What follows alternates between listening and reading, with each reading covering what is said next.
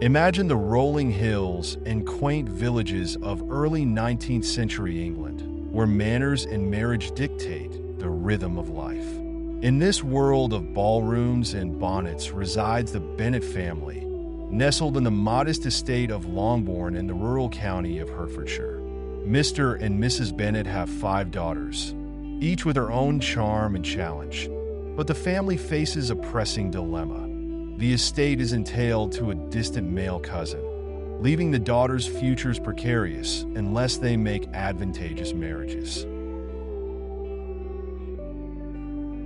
The story unfolds with the electrifying news that a wealthy bachelor, Mr. Charles Bingley, has rented nearby Netherfield Park. Mrs. Bennet is ecstatic, a potential suitor for one of her girls.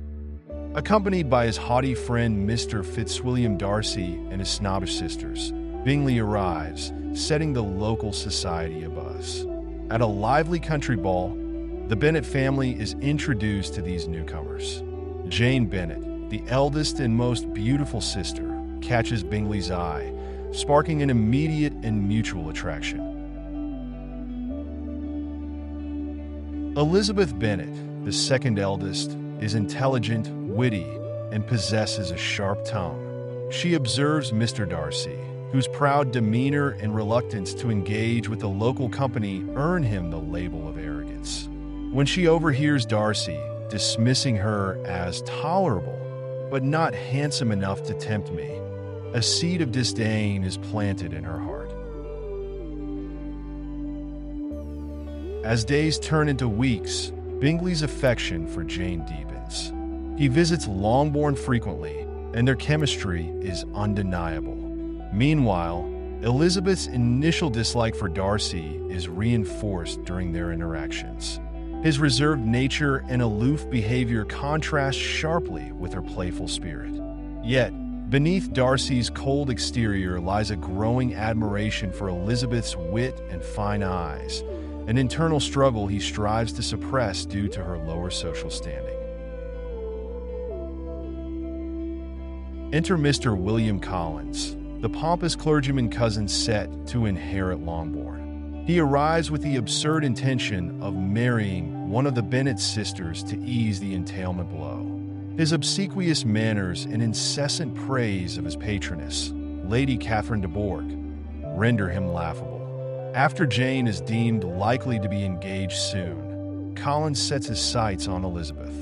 His proposal is comically unbearable, and Elizabeth flatly rejects him, much to her mother's horror and her father's amusement. Amidst this, the Bennet sisters befriend the charming Lieutenant George Wickham, a militia officer stationed nearby. Wickham shares with Elizabeth a tale of woe, claiming that Darcy denied him a promised inheritance.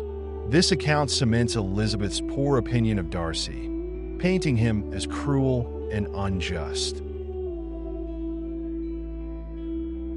The plot thickens when Bingley abruptly leaves for London, leaving Jane heartbroken and bewildered.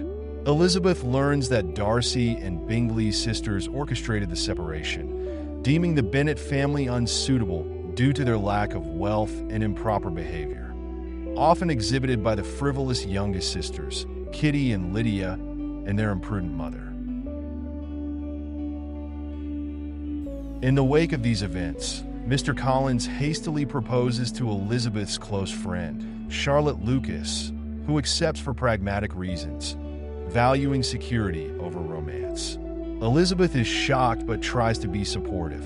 She later visits Charlotte at her new home, where she encounters Lady Catherine de Bourgh, Darcy's wealthy and domineering aunt. Unexpectedly, Darcy arrives at his aunt's estate, Rosings Park, bringing the two into frequent contact. During these encounters, Darcy's admiration for Elizabeth intensifies.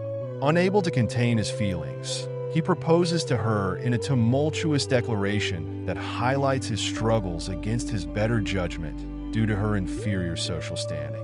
Offended by his insult-laden confession and furious over his role in separating Jane and Bingley, as well as his mistreatment of Wickham, Elizabeth vehemently rejects him. She accuses him of arrogance, selfishness, and unfeeling actions.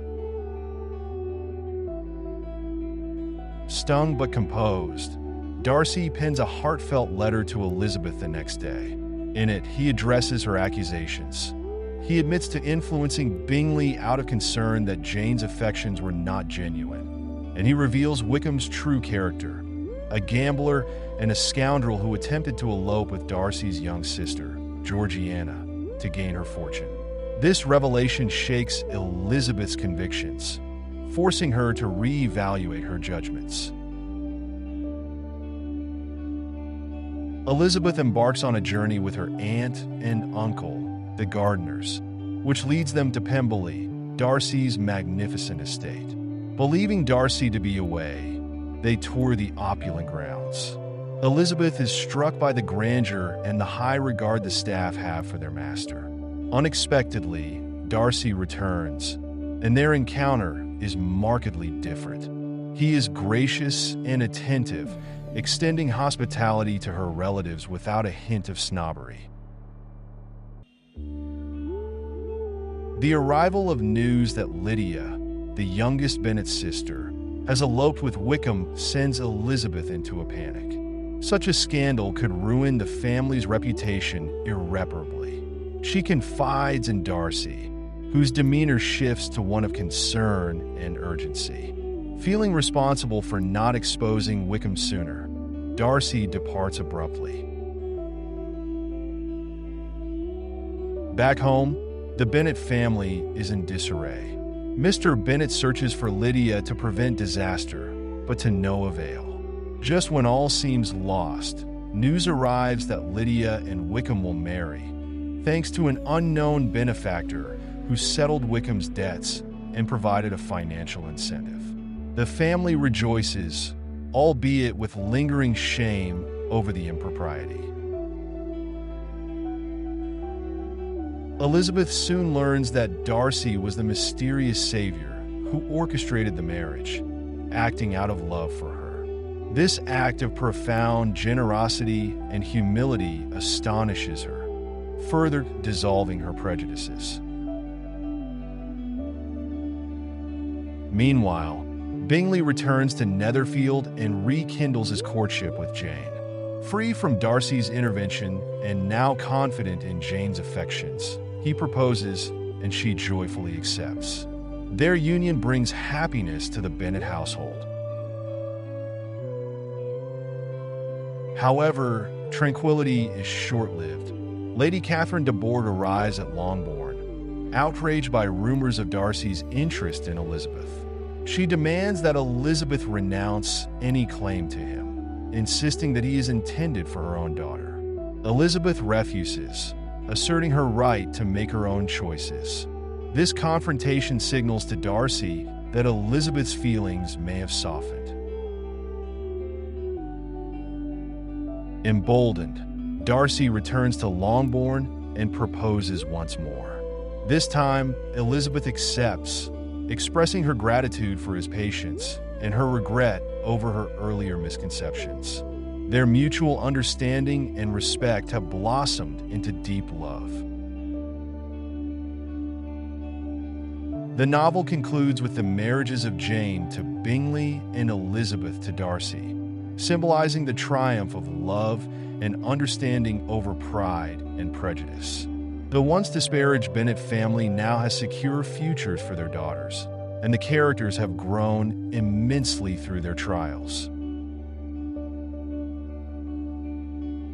Elizabeth Bennet emerges as a heroine ahead of her time, intelligent, assertive, and unwilling to compromise her principles. Her journey is one of self-discovery, learning to look beyond first impressions and acknowledge her own biases.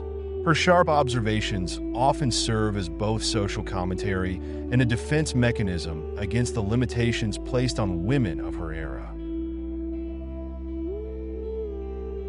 Mr. Darcy transforms from a figure of prideful aloofness to one of humility and integrity. His initial arrogance masks a deep-seated shyness and a strict adherence to social propriety. Elizabeth's rejection becomes the catalyst for his introspection and change. He learns to value sincerity and warmth over status and decorum.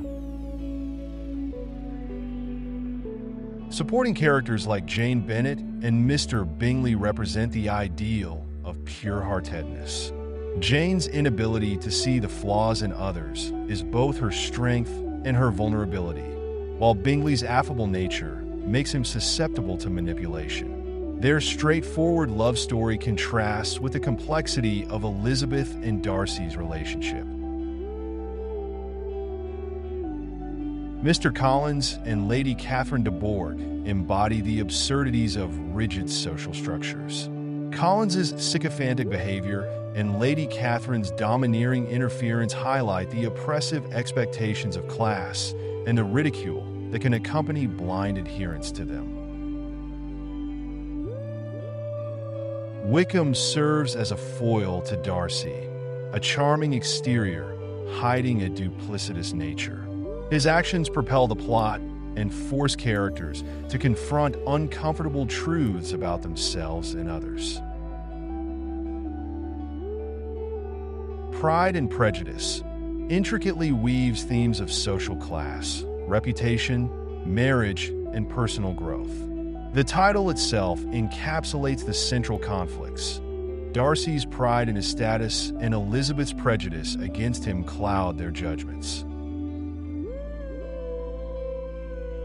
The novel critiques the societal pressures that prioritize advantageous marriages over genuine affection. Through the varied marriages depicted, based on convenience, passion, or mutual respect, Austen explores the foundations of successful partnerships. Social class and mobility are examined through the interactions between characters of different standings. The rigid class distinctions dictate behavior and opportunities, often leading to misunderstandings and injustices. The importance of self-awareness and personal growth is paramount. Both Elizabeth and Darcy must confront their flaws to find happiness. Their evolution underscores the value of looking beyond surface appearances and societal expectations. The rural English countryside provides a picturesque backdrop that contrasts with the bustling city life of London and the grandeur of estates like Pemberley. The settings reflect the characters' inner worlds. Longbourn's modest comfort mirrors the Bennet family situation, while Pemberley's splendor represents Darcy's wealth and the potential for Elizabeth's expanded horizons.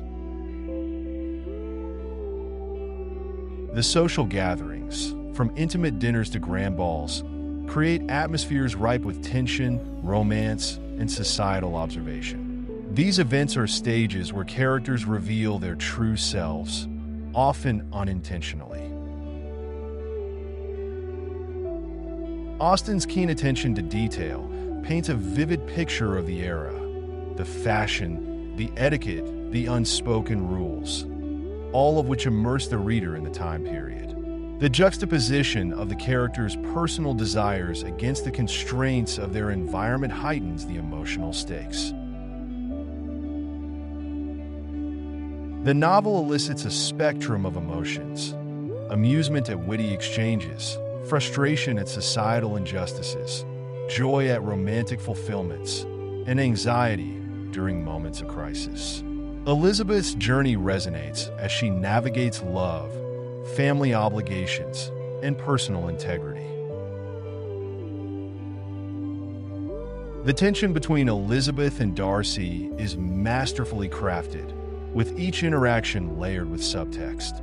Their miscommunications and eventual understanding create a satisfying emotional arc. The scandal of Lydia's elopement introduces fear and despair, highlighting the precariousness of women's reputations. The resolution of this subplot brings relief, but also underscores the sacrifices made to maintain social standing. Pride and Prejudice endures as a timeless exploration of love, society, and the human condition. Jane Austen's sharp wit and deep empathy create a story that is both a product of its time and universally relatable. The characters' transformations encourage readers to reflect on their own prejudices and the societal structures that influence behavior.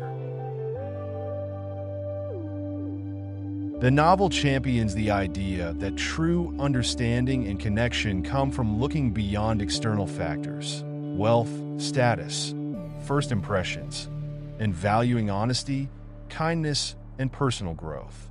Elizabeth and Darcy's union symbolizes the breaking down of barriers, both personal and societal.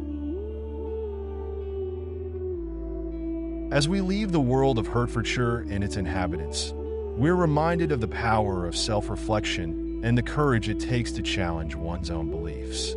Pride and Prejudice invites us to consider how pride and prejudice manifest in our own lives and how love and understanding can overcome them.